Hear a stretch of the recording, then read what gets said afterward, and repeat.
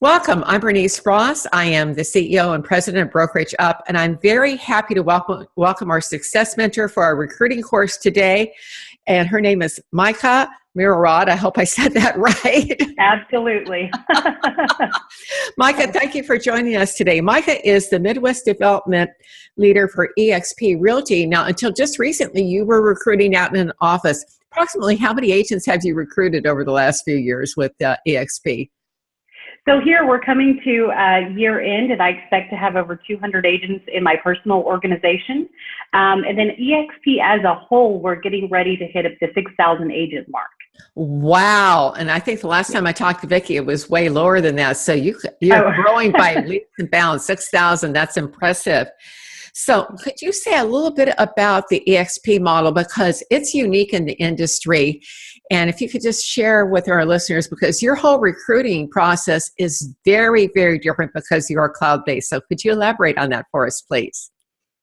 Yeah, absolutely. So the way that eXp differs is, up until this point, there's really been the traditional model or the broker owner model, right? Which have been absolutely great.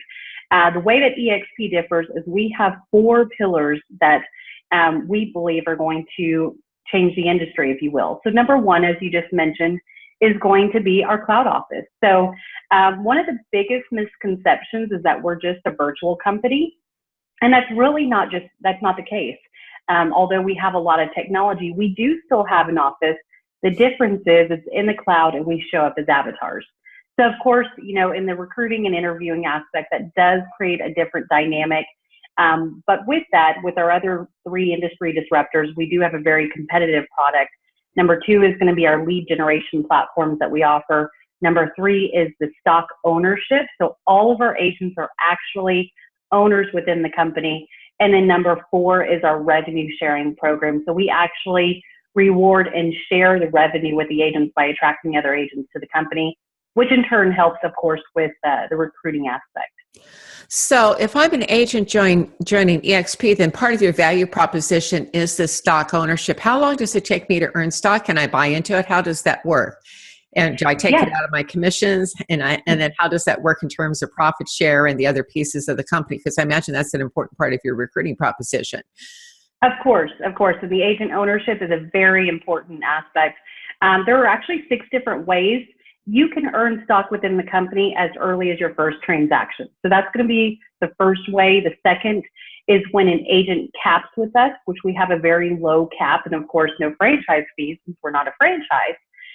Number 3 is going to be our Icon Agent program. So an Icon agent is basically an agent who meets certain production levels, and they'll actually get their cap back in stock. Also, by attracting other agents, they get stock. We also, as you just mentioned, have a discount purchase program where the agent can actually apply 5% of their commission. They can only opt into this and obtain stock at a discount. And then, of course, we're on the OTC, so you can purchase stock on your own. So there's 6 different ways, but an agent will actually become an owner with us after their first transaction. So you're essentially agent owned and operated. I imagine that bodes pretty well for retention. What happens if I leave the company with my stock and whatever?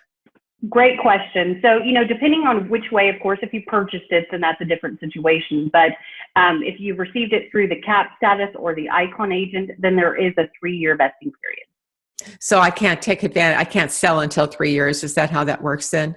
Correct. Great. Okay, so but, of course, our agents want to stay past 3 years because they're owners. Like I said, that's a great retention tool. The way that you've structured this is very powerful. So could you tell me a little bit, you mentioned that you have 200 people in your organization. Since your company is cloud-based, you don't have a physical office. What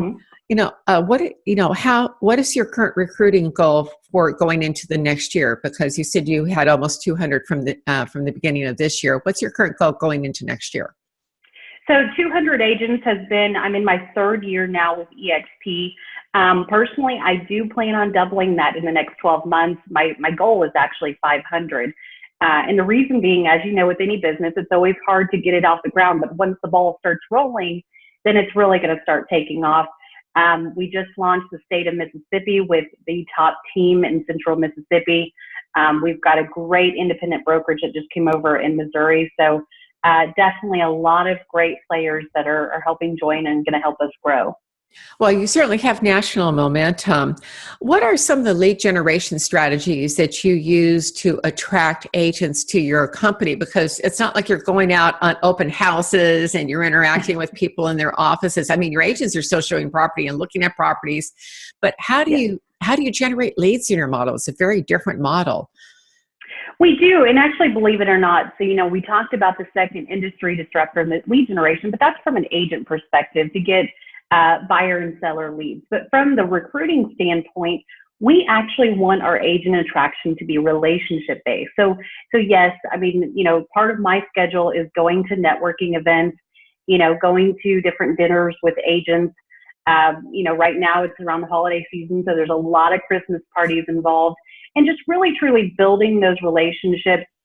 I teach a lot of classes here locally, so also just providing value. So it's not something that we want to just sit there and spam the whole agent market, because we truly believe in our model. We believe it's competitive, and we really want to grow organically through relationships.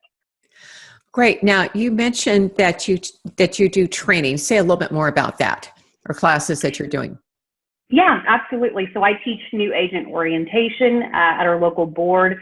I teach several other classes, one of them being I'm also a real estate investor. So my husband and myself have a multi-million-dollar portfolio. And with that, I teach an investing class. So, just trying to be present, providing value for the agents. And in turn, they start asking questions about our company.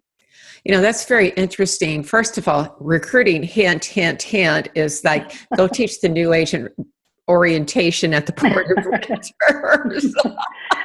Now, believe it or not, I'm not heavily recruiting them. They're at that time, they're actually, a lot of them have chosen the company that they're with. So, I'm just providing value, and one day when they want to look for something different, I would imagine they'll give me a call. And that's exactly right. You just want to get in front of them and then develop that relationship from there. So, so how do you go about, you meet these people in a new agent orientation, and they're working for another company. Do you stay in touch with them, or is that, does your board prohibit you from doing that because you're doing the orientation? How does that work? Yeah, of course, with the orientation, because it is at the board, we have to be very careful. A lot of them, when the class is over, they'll add me on Facebook. So, I'll go ahead and accept their friend request, and from there we can build a relationship over time. I post a lot of things about EXP on my personal page. I also post a lot of family stuff so people can get to know me personally. And so over time, they'll start commenting or messaging me when they have a question. So really taking that new agent orientation, they add me to their social media platforms, and then building a relationship from there. Besides teaching the orientation courses at the board, and I love this investment course because that's one reason that if I were in your shoes, I'd be using it as a recruiting tool, is that I can show you how you can invest in property, so you can take your stock that you're earning here, but you can also develop a portfolio of investments, and I can show you how to do that over the years. So have you used that to recruit? I bet you have. Yeah, absolutely. So you just hit the nail on the head. So it's about building wealth. So of course, I've built wealth through my investment company, but now also through EXP with the stock options, as well as the revenue sharing program, which can be quite lucrative. So I actually give a great example. Recently, a couple months ago, my husband and myself purchased an apartment complex, 32 doors, 1.3 million. And then I show the income off of that. And then I go and turn it around and I compare it to the potential revenue share that an agent could obtain by attracting other agents to the company. Now, of course, it's on an individual basis, based on production. Of course, it's off revenue.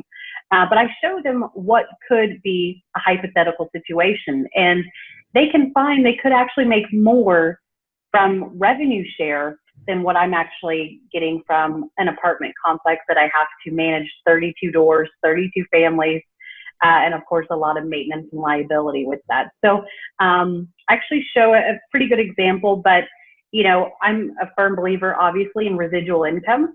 And, hopefully my goal is to get agents off that roller coaster where, they get commissions, they get excited, then it closes, and then it got to start the cycle all over again, right? That's the traditional real estate roller coaster.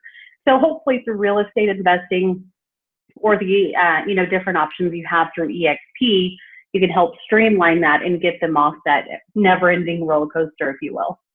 So could you describe, in addition to, you've talked about the profit share, the ownership, the stock options, what else makes your company unique? What's going to help me as an agent when I go out on a listing appointment to get that seller to list with me? Because that's probably the biggest objection I would have. You're in the cloud, I want a physical office. How do you answer those kinds of objections? Well, absolutely. I mean, as we know, a lot of buyers are online. I believe, don't quote me on this, the stat is 90%. And so with that, of course, we want our agents to be visible online, giving them maximum exposure. And that's really where our lead generation comes into play. We syndicate to a lot of websites. We give the ability to all of our agents to be able to lead generate online. And there's just so many different things that they could do to be visible, whether it's blogging, squeeze pages, landing pages. I could go on and on and on. One of the cool things locally that we do, and I believe a lot of the other brokers are doing this with EXP, is through our IDX, which is our Internet Data Exchange. And typically you cannot advertise a specific listing if you're not the listing agent. But what we do as a brokerage is we give permission for all of our agents to cross-advertise. So if I've got, 100 agents here in Oklahoma City, when I go to a listing appointment, I just say, Mr. and Mrs. Seller, not only am I going to be advertising your listing, but I have 100 other agents who have the ability to advertise your listing as well to get buyer leads. And it's just a win-win situation. I sell the listing, my fellow colleagues get a buyer, and we're just truly very collaborative. And again, that kind of goes back to the agent ownership on why we're so collaborative in building this company. So the collaboration is one of your big selling points. And then I'm not aware of any other company where other agents in the company can advertise your listing. Those listing leads generally go to me as the listing agent, and you still have dual agency either way. But what have when you were out there recruiting, what have the people that you've talked to found to be most attractive about your model? Well, really, it's the 4 industry disruptors, right? The cloud office, being able to work anywhere and everywhere. I even joke here in Oklahoma, I could go work on the beach if I wanted to. And then, the lead generation technology is key. We offer 2 lead generation platforms right now, the stock ownership and the revenue share. So it's really a whole bundle that really makes us quite unique compared to anything else on the market. Now, tell me about your lead generation, though, going out to your consumers or to your clients or potential clients. So right now, we offer our agents a choice between conversion or commissions inc. Both can be purchased on the open market, but they're quite expensive. So our agents get the lead generation platform for $50 a month. It's a technology fee. Again, we're pretty competitive because we don't have any office fees or franchise fees. So with that, they're able to lead generate through social media platforms, Craigslist, Google pay-per-click ads. Our EXP tech team could actually run Google pay-per-click ads for them. In turn, those do go into their CRM, the Clients Relations Management System, and they're put on an automatic drip campaign.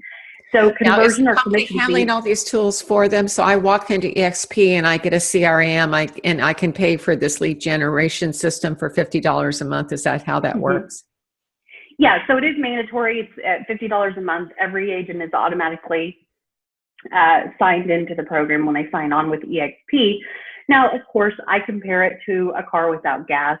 You don't put gas in your car, it's not going to go anywhere. And it's the same thing with any type of lead generation platform you use. If you don't utilize it, then leads aren't going to just flow in unless you're purchasing them from a third party. But it's, again, giving the tools, giving the training necessary for our agents. Also in our world, we have 20 to 30 hours of live training every week. And so you have the ability at your fingertips to train with national trainers on a daily basis. So tons of marketing, tons of lead gen, and just really trying to be on the forefront of being online, which we all know is where everything's headed.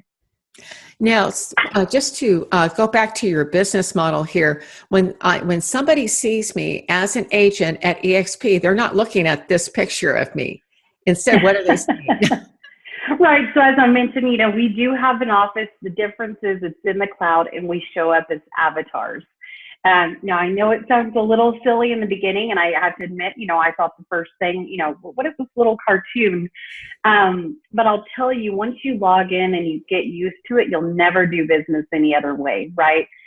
When I can collaborate with the team that I onboarded in Mississippi or the team that I onboarded in Missouri in our cloud campus and be able to meet their team, it actually creates a completely different dynamic. And the fun part of it is when you see these agents day in and day out in our world, you go to the live events that we have, our 2 annual live events, and you feel like you already know each other. So it's actually very personable and pretty incredible. I would never do business any other way. And I don't have to worry about having a bad hair day. Nope. What I'm going to wear, I have my avatar just shows up. Absolutely. You get to dress your avatar. You get to change her hair, her makeup, she wants, glasses. It's actually funny. I had a story the other day from one of my agents here in Oklahoma City. And, funny enough, it sounds silly, but there's a boat in our EXP world that you can drive this boat around the lake. And he hopped in this boat to show his daughter. Another agent jumps in the boat with him and says, let's go for a ride. They drive around, and can you believe he got a referral working with an investor here in Oklahoma City from that boat ride? So, again, it's a pretty cool campus that, I'll have to get you in one day. Absolutely. It sounds like you're having, some of your agents are figuring out some pretty fun ways to do this. So so when you are working against competitors, and of course, to me, the first objection is, of course, I'm going to be in this virtual office. I'm not going into an office. I like having the connection with people. I don't know if this is right for me. How would you respond to that? Absolutely. And I'll start off saying, EXP isn't a fit for everybody, just like any other competitor, right? But it's funny. So, we get referrals, right? And everybody in the world is a potential client, except for who? Real estate agents in an office. But yet we feel like we need to be there in order to grow our business. And actually, we need to be out networking and getting with, the general public. So now we do have a solution, and there are states where we do have to have a physical office, Oklahoma being one of them. So EXP gives us a global membership through a Regis shared office space. So I can pop into a Regis shared office space anywhere in the world and have a place to work. The cool thing about it is you're actually networking with other business colleagues, which could actually in turn help grow your business.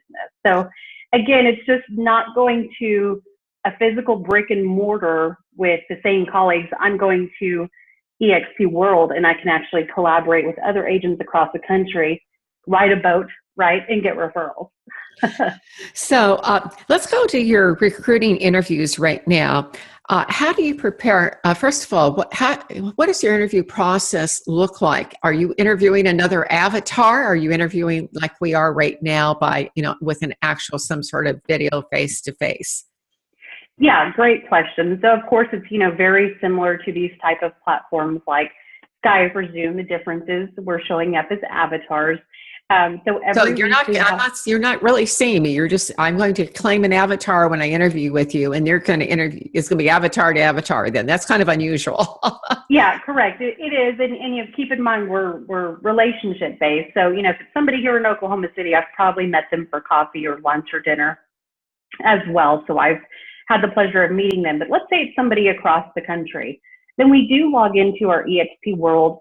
We have weekly EXP Explained presentations that they can hear, the presentation from the company. And then also, depending if they're coming on as an agent or if they're coming on as a broker, then of course that's an employee position, and they would, submit their resume and meet with their VP of broker operations. So, but the funny thing is, unlike sitting across the room and being able to look at body language, we're listening to their voices, and you can actually tell a lot about somebody's personality by listening to their voice, looking at their resumes. And I'll tell you, we have some of the best staff, some of the best brokers, and I'm very, very honored to work with them. Great. So how do you prepare for your interviews and how long are they generally? Yeah, absolutely. So again, it depends if it's just a generic agent interview, then it's really just making sure that, of course, there's no dings against their license, right? And then that they're going to fit into our culture. Culture is really big for us. They're going to meet our values. And so that's really important. So tell me, you mentioned your values and your culture. Could you say a little bit more about that, please? Yeah, absolutely. So of course, our culture, because we are a cloud-based company and we meet each other through avatars, is very important. And also because of the fact that we're agent owned. So I'll actually read off, I have it right here, our vision for the company. We are a global community designed, powered, and owned by our agents and partners, transforming the real estate experience. So our values, we have 9 of them, are community, service, sustainability, collaboration, which we've talked about, transparency, integrity, innovation, agile, and fun. Fun is a big one. We like to be a lot of fun when we get around. So again, just making sure that they're going to meet the vision and the values of the company is important. So tell me, which questions do you ask have found to be the most effective questions for identifying people who are a good fit for your company? I actually do a lot of listening. So I don't start out with asking any questions. I get to know the individual, especially if it is a face-to-face. I like to get to know the individual, find out what their pain points are. What traditionally we're all happy where we are, right? I mean, I hear it all the time. I'm happy at my brokerage. And of course, we would want you to be, because if you're not happy, you wouldn't be there. But at the end of the day, how could your company help support you to take you to that next level? It may be the ownership aspect, it may be the lead generation aspect, or the residual income, or the flexibility of the cloud office, whatever it may be. So I actually do a lot of listening, getting to know the individual, finding out what their pain points are, and then trying to find out if we would be a fit for them or not. So how do you discover their pain points? Well, it just, as the question, as I just mentioned, how you're happy where you are, but how could your company help take you to the next level? Got it. And once you start asking those type of questions, then you'll actually start finding out, my company is great, but, I have to purchase my own IDX and CRM that's expensive, and I don't have the proper training on how to use it. Or if they're a mega team, hey, I want to collaborate with other mega teams throughout the country, in our cloud office allows that. So depending on if it's an agent, a team, a mega team, of course, there's going to be all different kinds of variables to find out if we're a fit or not. How does the conversation change when you're trying to recruit a team or a mega team? Yeah, actually, absolutely. So EXP, we're actually bringing on a ton of mega teams right now, and I really attribute that to our Icon Agent program. So as I mentioned when I briefly went over the stock, one of the ways that they can acquire stock is hitting certain production levels, and they'll actually get their full cap back in the form of stock. I believe Vicki mentioned next year there's going to be an Icon Agent Mastermind. So right now with some of the mega teams that I'm having conversations with, I'm mentioning that, and they're so excited with the possibility of being able to collaborate with other mega teams throughout the country. And then of course, your traditional model, you're an independent agent, right? Then you build a team, and then you hit that glass ceiling, and you either buy into a franchise or you become a broker owner. And so with us, they can kind of take all that back and be able to expand their teams throughout the country and not have that responsibility of being a broker owner, but instead still being an owner of the company. One of the nice things about being one company and not a franchise is they have one cap anywhere that they sell in the United States. So the same split, the same cap, the same system. So if I want to sell in Oklahoma City and California, and I have a license in those 2 states, or I have a buyer's agent there, then I'm under the same cap. And that's pretty incredible for a team that is looking to expand. So this is the notion of expansion teams, which have been, in place in some other companies, but it does so more easily because of the nature of the way the company is. Interesting. That's absolutely different. What are some of the red flags that you look for that tells you that this agent may not be a good fit for your company? Well, if they're not collaborative, then that'll be a pretty big How do you red flag. spot that? Well, if they're a me personality, I don't want to share this. I don't want to share my ideas. I mean, one of the things about being an icon agent is giving back to the company. So I mentioned the production levels, but they also have to give back to the company. So whether that's teaching a class in our cloud office, that's truly who we are, is building this company from the ground up together. And, if it's an agent who likes to engage in drama or a very selfish individual, if you will, then they may not be a fit. And they'll probably weed themselves out because we're so collaborative that they just won't fit in, honestly. So are there some questions that, or what are the signs that you're looking for on the me? As it's like the number one stuff? Tell me a little bit more about that. Well, absolutely. I mean, when you have a conversation with them, you can tell pretty quickly if they're going to, just talk about themselves. And when you mention the lead generation and that you can share the leads and they say, no, I don't want to do that. There's certain red flags that can come up depending on where it is. Other red flags are agents, because our revenue sharing program is so lucrative, or agents wanting to onboard and just participate in the revenue share program. Of course, we're a real estate company first. And so we want to make sure all of our agents stay in production, and we've done a great job of doing that. But of course, that would be another red flag, is somebody coming in just to basically reap the rewards without producing for the company.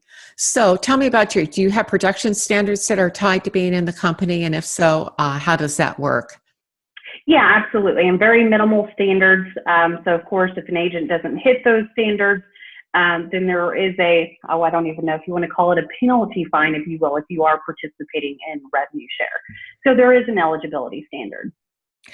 What do you do to make the candidate feel comfortable that you're interviewing? It's like, this is going to be, I'm walking in, I'm in this avatar. It's going to be really strange for me because I haven't done this before. How do you make me feel comfortable, especially when I can't see your smiling face? I can see your avatar, I hear your voice, but I don't see that person smiling back at me the way that you are right now. Absolutely. So if they're coming in for an interview, or if they're coming in to take an EXP Explained presentation, whatever it may be, I'll say, hey, it's actually very easy to log in. I'll send them the link. They download it one time. And then I'll meet them 10 to 15 minutes in advance. I'll make sure that and I always joke, you're learning how to walk and talk again, right? So you have to learn how to maneuver your avatar. You have to learn how to, mute and unmute yourself when you want to ask questions or do a screen share. So I'll sit with them for about 10 to 15 minutes. I also have a video that kind of helps agents maneuver through the cloud as well, so I can give that to them in advance. And once they do it, I always say we've all run into the wall. We've all, jumped off one of the buildings.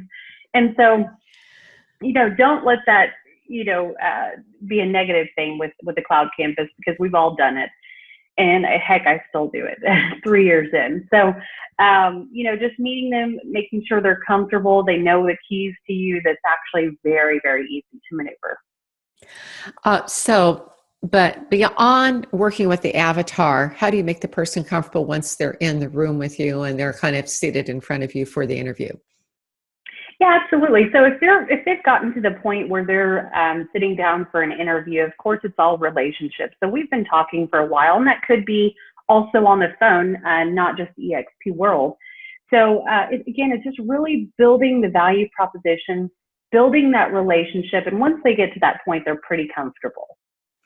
Once you've completed a face-to-face interview, person hasn't decided to onboard with you yet. They're not, they're still thinking about how do you stay in contact and how do you incubate that recruiting lead? Yeah, absolutely. So I use what's called a Trello board, and I take notes. Like I said, I highlight some of the things that I think we could help them, and then also the different times that I've had conversations with them. So essentially, a Trello board is like an electronic whiteboard. And from there, I follow up on the phone if they need any additional materials from there. Then again, just following up. It's not a high pressure sale, right? But tell me, what do you actually say as you follow up? Well, why are you calling me? Or what are you saying to me? Absolutely. So, if I've met with them and they've gone through the EXP Explained presentation, I may give them a couple days to sit on it and then follow up and just say, hey, I just wanted to reach out. Maybe there's something that we weren't clear on, or if you had any further questions, or if there's anything in addition to that I could send you. Usually when I walk away from that first conversation, I know exactly what I need to send them. And then also, anything that they need clarification on. So, very rarely do they just not have any further questions, because again, we're so different, we're so unique.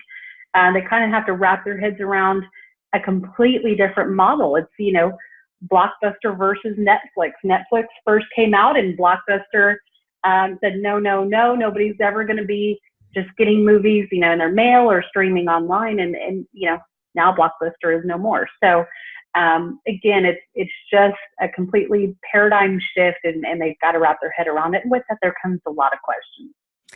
Now, what are the 2 or 3 toughest objections that you faced during a recruiting interview? Well, of course, the office, because we have been in the day and age where we're all used to the brick and mortar offices. Of course, again, they have to wrap their head around not having a physical brick and mortar to go to.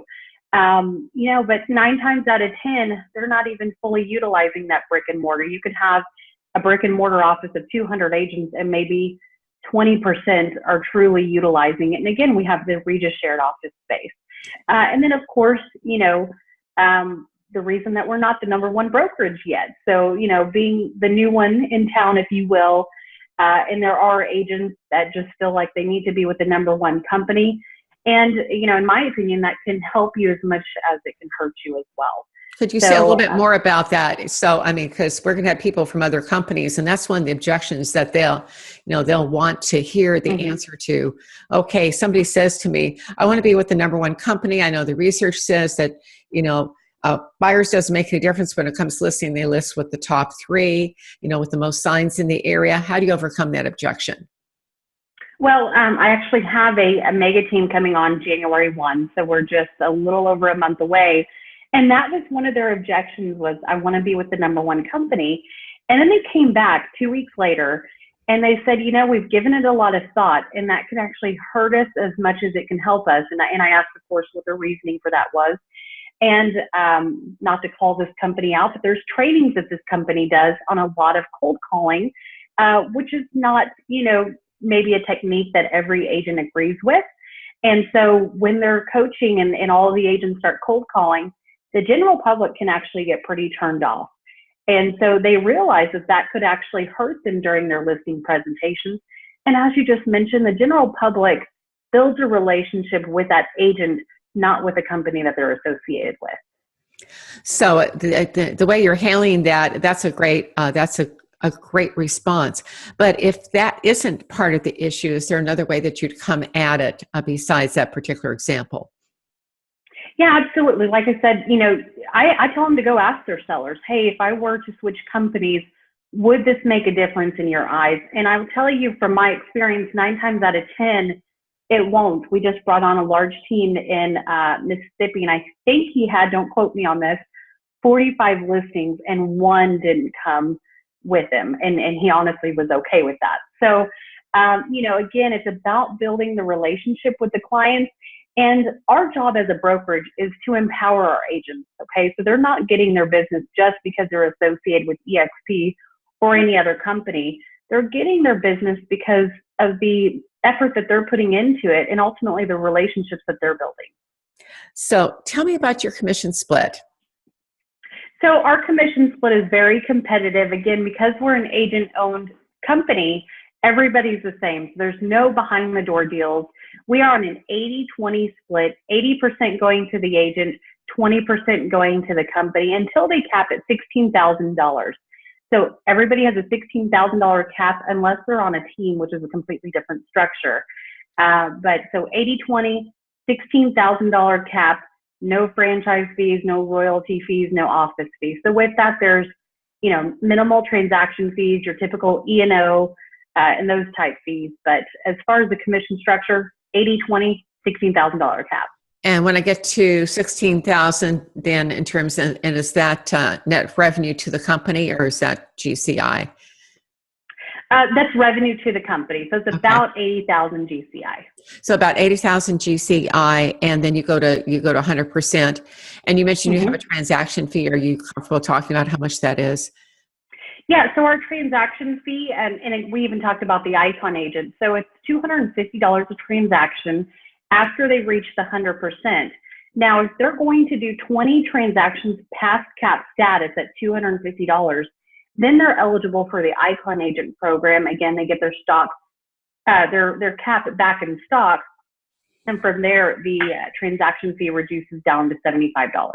Wow. Okay. So they get to keep, so they're actually able to recoup their cap, which I'm not aware of that at any other company. So that's very unique. Correct. Now, in terms of getting, one of the recruiting objections I hear all the time is, how available, how available are you, or who do I need to go to when I've got a problem? How available is that help when I need it? So of course, because we have a cloud campus, it's really no different than walking into your traditional brick and mortar. If they have an accounting question, then they go to the accounting department.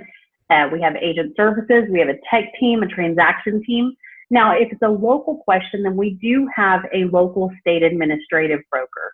So depending on the question, they'll either go to their regional leader, their broker, or within our cloud office. Now, are any of your brokers actively selling, or are they just handling brokerage? Yes, some are actively selling right now, of course, as we build out the company and then they choose to continue selling. Okay, but then how do you answer then my broker is maybe competing with me? Well, we've actually found the opposite. We found that a lot of agents still want to some degree for their brokers to be out selling because they're still relevant in the market. Unfortunately, there are brokers that are out there that haven't sold a house in, say 30 years. And, I would argue that they're not relevant and they may not be able to help assist if they're not out still doing the work themselves. I can make the other argument, but the years of sitting behind the desk and handling the problems that come in from all the agents, of course. So how long does it normally take you to court a top producer or a big agent team? That's a different process from courting someone who's an individual, perhaps even a new agent. So of course, if they're a top producer or a mega team, there's a lot more involved. They've got a lot more clients to deal with and team members that need to be on board. So traditionally what I've seen, it takes several months, I'll just say on average 3 to 4 months. Of course there's a lot involved, so it's not a decision that can be made overnight. Even if they've made the conscious decision to join EXP, there's of course a lot of variables that they have to get into play. So one of the objections, depending on the brokerage they're with, is a lot of times they're, the company that has that person, that big team working for them, that top producer will hold their listings hostage. Do you coach them on that, or what's your recommendation if that's taking place? Yeah, absolutely. So they need to look at their agreements, their agreement with their current company. So most of the time, the brokers will release those, but of course, I'm not there to be legal counsel, so they need to defer to the agreement that they have with their current company. And then they can plan from that. Let's assume that an agent doesn't want to join your company.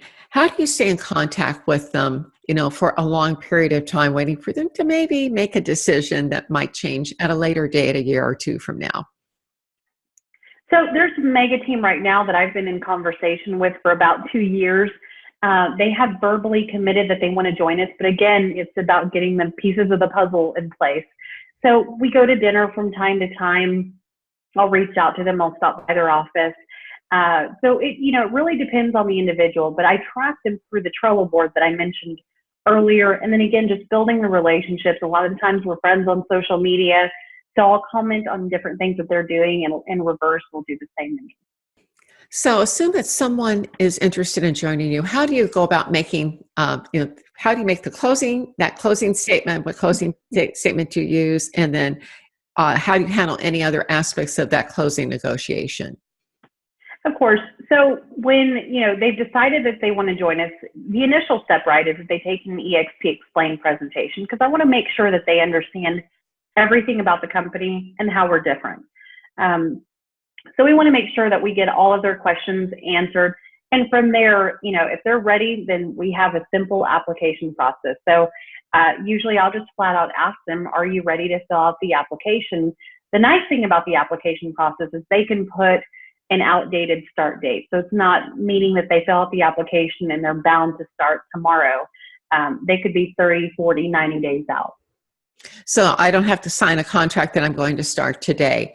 And Correct. if they decide to, if for whatever the reason they need to push that out, is there flexibility there? Yes. Yeah, absolutely. So that's not a problem at all because, again, they haven't signed an ICA. It's just an application process to get the ball rolling. How much time do you spend on recruiting each week? Well, of course, with my position with the company as a Midwest development leader, I am in charge of growth and culture within the region. So, between that and my investment company, it does take a good portion of my time. So I'm doing something from agent attraction every day. Now, use the term agent attraction. Is that what you call recruiting? Yes, yeah, we don't look at it as recruiting, if you will. We look at it as agent attraction again because it's truly relationship based. So you're using the attraction model, which is about relationship and attracting people who are like you. If you had to say what the profile is of your ideal, EXP recruit, what would that be?